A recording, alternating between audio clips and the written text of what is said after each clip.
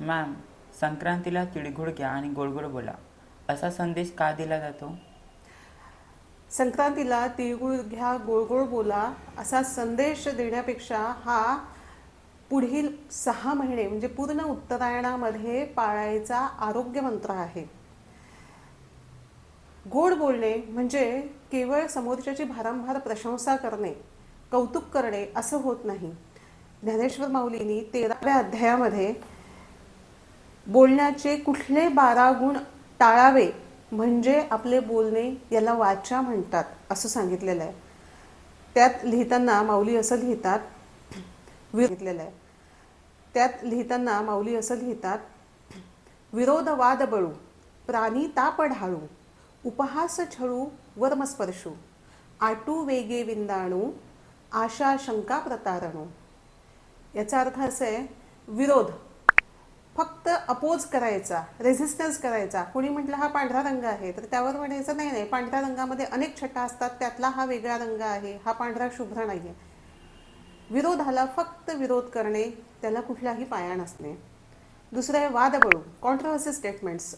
2 व्यक्तींमध्ये मतभेद असताना त्यांच्यामधला वाद आणखी चिघळावा अशा पद्धतीची विरोधाला त्या वादाला आणखी बळ मिळेल अशा पद्धतीची वाक्य करणे. तिसरं आहे प्राणी ताप ढाळू, समोरच्या माणसाच्या संयमाचा कडेलोट होईल आणि त्याचा संताप वाढेल अशा पद्धतीची वाक्य उच्चारणे.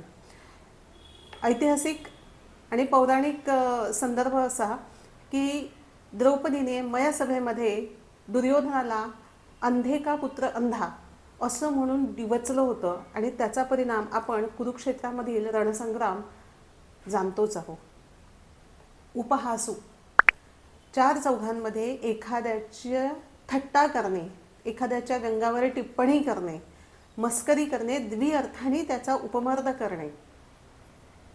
छळू, टॉटमेंट, कुणाच्या तरी कामाच्या पद्धतीवर, चालण्या बोलण्याच्या पद्धतीवर त्याला वेळोवेळी टोमणे देणे आणि 4 चौघांमध्ये त्याचा अपमान करणे.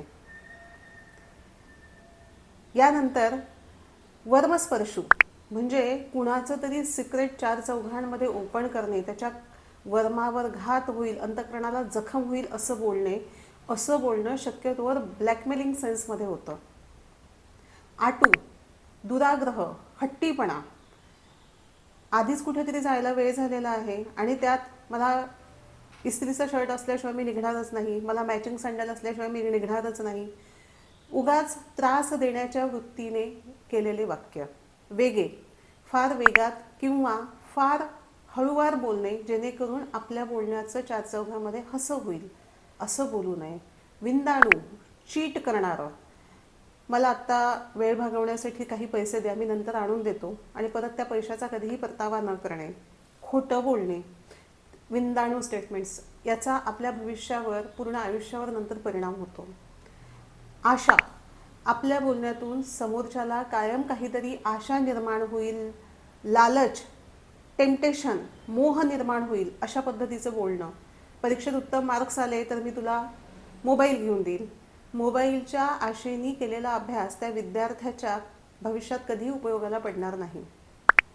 शंका, समोरच्याला एखाद्या विषयाची माहिती देताना ती कायम अर्धवट देणे जेणेकरून समोरच्याच्या मनामध्ये डाऊट्स क्रिएट होतील. शंका. त्यानंतर प्रतारणू, फ्रॉड्युलंट स्टेटमेंट्स. 1 महिन्यामध्ये तुम्ही गुंतवलेले पैसे तिप्पट होतील अशा पद्धतीचे फ्रॉड्युलंट फसवे वाक्य वापरणे. या व्यतिरिक्त जे बोलल्या जाईल त्याला वाचा म्हणून संबोधावं असं माऊलीने म्हटलेलं आहे. या 12 अवगुणांनी युक्त बोलणं असेल तर ते सतत बोलणाऱ्याच्या आरोग्याला त्रासदायक ठरतं. तो सतत तणावात राहतो, त्यामुळे त्याच्या शरीरामधील कॉर्टिसॉल आणि ॲड्रेनालिन नावाच्या हार्मोनचं स्त्रमण होत राहतं आणि या हार्मोन्समुळे पुढे हृदयाची गती वाढते. हृदयाचं आरोग्य, त्यानंतर वृक्काचं आरोग्य आणि मस्तिष्काचं आरोग्य धोक्यात येतं. आयुष्य ज्या 3 मर्मांवर आधारित आहे त्या 3ही मर्मांना आपण अवगुणांनी युक्त भाषा वापरून आपलं आरोग्य धोक्यात टाकत असतो. म्हणून तिळगुळ घ्या, गोड गोड बोला हा केवळ संदेश नव्हे, सणाची रीत नव्हे तर आरोग्य मंत्र आहे.